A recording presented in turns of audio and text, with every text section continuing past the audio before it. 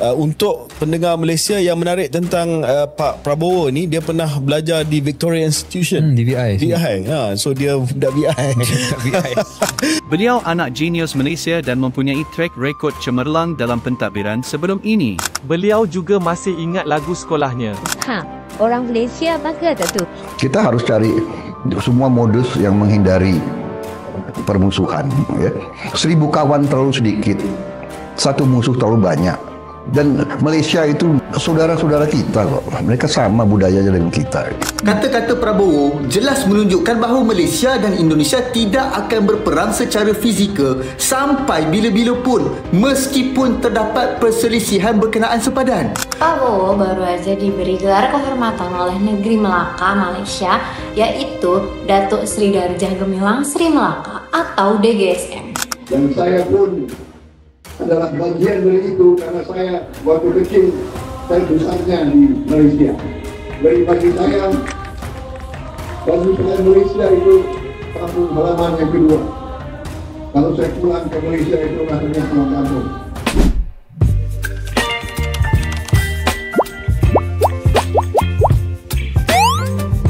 Halo semuanya, selamat datang di channel Ria Oktorina. Pada video kali ini, kita akan membahas tentang hubungan spesial antara Malaysia dan Presiden Indonesia yang baru saja dilantik, Prabowo Subianto. Kisah ini menggambarkan perjalanan pendidikan dan pengalaman internasional Prabowo yang menjadikannya sosok istimewa bagi banyak orang di Malaysia. Mari kita simak bersama, tanpa ada niatan untuk membandingkan atau menghakimi, tetapi sebagai pembelajaran berharga bagi kita semua. Anak genius Malaysia bakal Presiden Indonesia. Kemenangan Prabowo Subianto dalam Pilpres dan Pemilu 2024 adalah kemenangan buat seluruh rakyat Indonesia.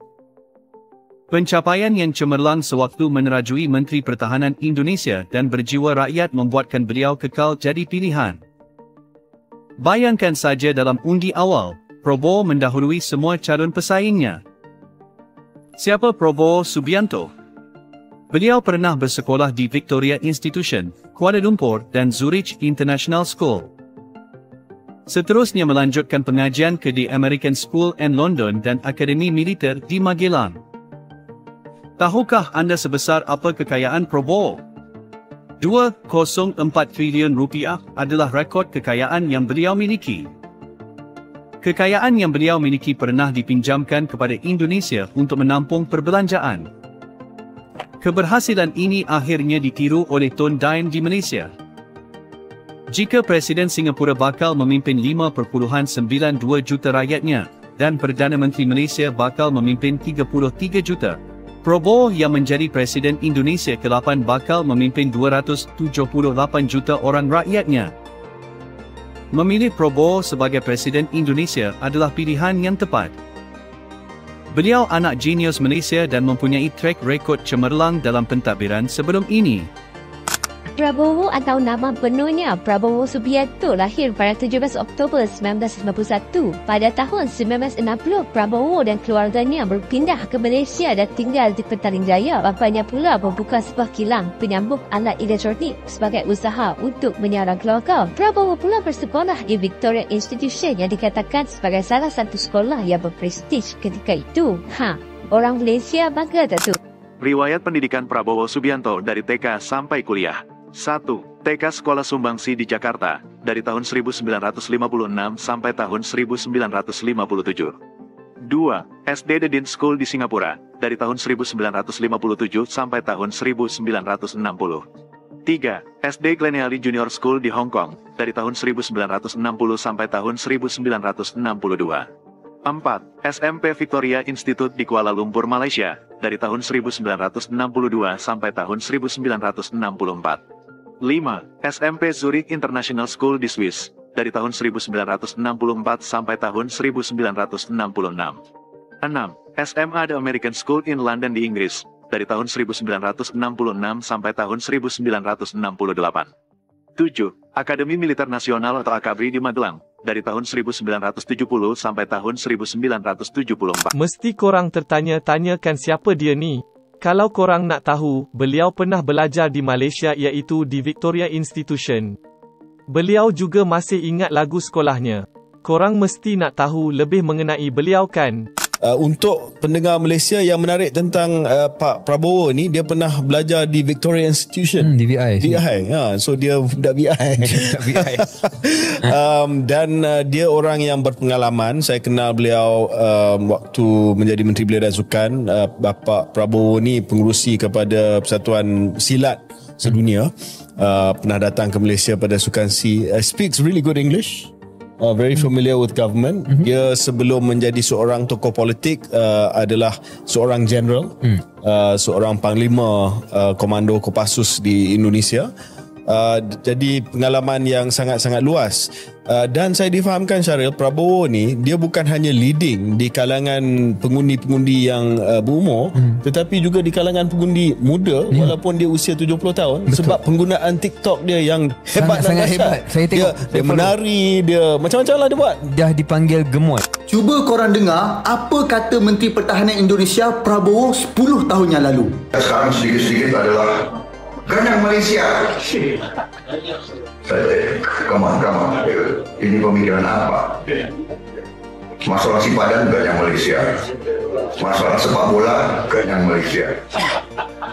Padahal Malaysia adalah tetangga kita, saudara kita, rukun. Kita harus cari semua modus yang menghindari permusuhan. 1.000 kawan terlalu sedikit, satu musuh terlalu banyak. Dan Malaysia itu mereka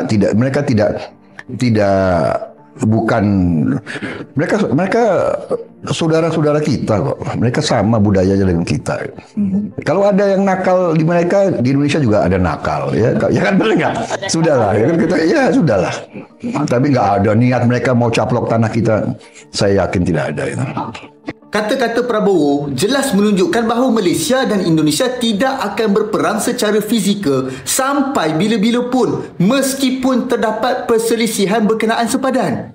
Ini kerana kedua-dua negara sedar akan impak negatif yang bakal menimpa pada ekonomi dan kestabilan negara masing-masing. Peperangan yang tercetus tidak akan ada pemenang, tetapi yang ada hanyalah kerugian di kedua-dua pihak. Sejak merdeka hingga ke saat ini, banyak pembangunan yang dah dibuat oleh pihak Malaysia dan Indonesia. Maka takkanlah segala pembangunan yang telah dibina sekian lama itu ingin dimusnahkan dengan satu letupan? Berapa banyak pelaburan Malaysia di Indonesia? Dan berapa banyak peluang pekerjaan untuk rakyat Indonesia di Malaysia? Kita kena ambil kira dengan ancaman sulu dan sebagainya. Takkanlah kita nak merisikokan itu semua. Jelaslah bahawa ekonomi Malaysia dan Indonesia itu berkait antara satu sama lain. Okey, dari sisi lain, mungkin Malaysia dan Indonesia akan berperang. Tetapi peperangan itu hanya dalam bentuk kecaman dan menerusi saluran undang-undang antarabangsa sahaja. Episod konfrontasi bersenjata antara Malaysia dan Indonesia sama sekali tidak akan berulang lagi. Oh ya, kenapa saya tak keluarkan kenyataan dari pemimpin Malaysia berkenaan perkara ini? Ini kerana kita sudah pun jelas bahawa Malaysia sama sekali tidak pernah mengimpikan apa-apa peperangan dengan mana-mana negara pun. Kongsikan pandangan anda di ruangan komen tentang bagaimana kita perlu selesaikan isu-isu berbangkit antara kedua-dua negara. Prabowo baru aja diberi gelar kehormatan oleh Negeri Melaka, Malaysia, yaitu Datuk Seri Darjah Gemilang Sri Melaka atau DGSM. Setelah gue browsing apa itu DGSM, ternyata itu adalah gelar kehormatan yang diberikan oleh Kerajaan Melaka bagi individu yang berkontribusi dan berhubungan baik dengan Kerajaan Melaka atau pemerintah Malaysia. Kalau kita trace ke belakang sejarahnya, Malaka merupakan ibu kota Kesultanan Malaka pada zaman dahulu. Malaka memiliki banyak nilai sejarah karena pernah dijajah oleh 3 negara, yaitu Portugis, Belanda, dan Inggris.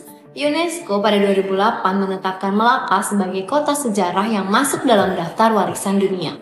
Fakta menariknya, Malaka adalah kerajaan induk tertua Malaysia yang didirikan oleh Parameswara, salah satu anak raja kerajaan Sriwijaya. Nah, mana nih yang keturunan Palembang? Bangga banget sama skill diplomasi Pak Bowo dan menhan kita di kancah internasional. Terus disegani Pak Bowo. Saya ingin menyampaikan penghargaan yang setinggi-tingginya kepada pimpinan BKPRNI, terutama Said Ali Brus, yang saya sudah kenal lama, tapi sering ketemunya justru di Malaysia. Sering ketemunya selalu di Malaka. Rupanya beliau adalah seorang tokoh yang memiliki hubungan yang sangat baik antara saudara-saudara kita di Malaysia, dan beliau terus mempererat hubungan ini, dan memang inilah yang kita inginkan, yang kita perjuangkan, yaitu hubungan yang sebaik-baiknya antara dua negara serumpun, dua bangsa yang memang punya tali persaudaraan, tali budaya, dan tali keturunan yang sangat erat. Kita sama Malaysia sebenarnya adalah bisa diibaratkan saudara yang serumpun, dan saya pun adalah bagian dari itu, karena saya waktu kecil saya besarnya di Malaysia. Dari bagi saya Malaysia itu kampung halaman yang kedua. Kalau saya pulang ke Malaysia itu rasanya pulang kampung. Prabowo Subianto, yang kini resmi menjabat sebagai Presiden Indonesia, memiliki ikatan yang mendalam dengan Malaysia. Saat masa remajanya, ia pernah menempuh pendidikan di Malaysia, tepatnya di Victoria Institution, Kuala Lumpur. Victoria Institution merupakan sekolah menengah yang sangat bergengsi, dikenal karena melahirkan tokoh-tokoh berpengaruh di Malaysia dan Asia Tenggara. Kehadiran Prabowo di sekolah ini menambah kebanggaan masyarakat Malaysia terhadap sosoknya, terutama karena ia tak hanya menjalani pendidikan formal, tetapi juga memperkaya hubungan budaya antara kedua negara di usia muda. Perjalanan pendidikan Prabowo sangat berwarna dan berkesan. Setelah menempuh pendidikan taman kanak-kanak di Jakarta, ia melanjutkan sekolah dasar di beberapa negara, termasuk Singapura dan Hong Kong, hingga akhirnya belajar di Malaysia. Prabowo kemudian melanjutkan sekolah menengah atasnya di Inggris dan kembali ke Indonesia untuk bergabung dengan Akademi Militer Nasional di Magelang. Pengalaman pendidikan lintas negara ini membentuk wawasan dan pemahaman internasionalnya, sebuah aset berharga yang kini dia bawa dalam kepemimpinannya sebagai Presiden Indonesia. Ia memahami kompleksitas hubungan antar bangsa dan berupaya membawa kepemimpinan yang inklusif, tidak hanya untuk kepentingan Indonesia, tetapi juga demi keharmonisan kawasan. Di samping perjalanan akademisnya, kedekatan Prabowo dengan Malaysia juga terbentuk melalui bidang budaya.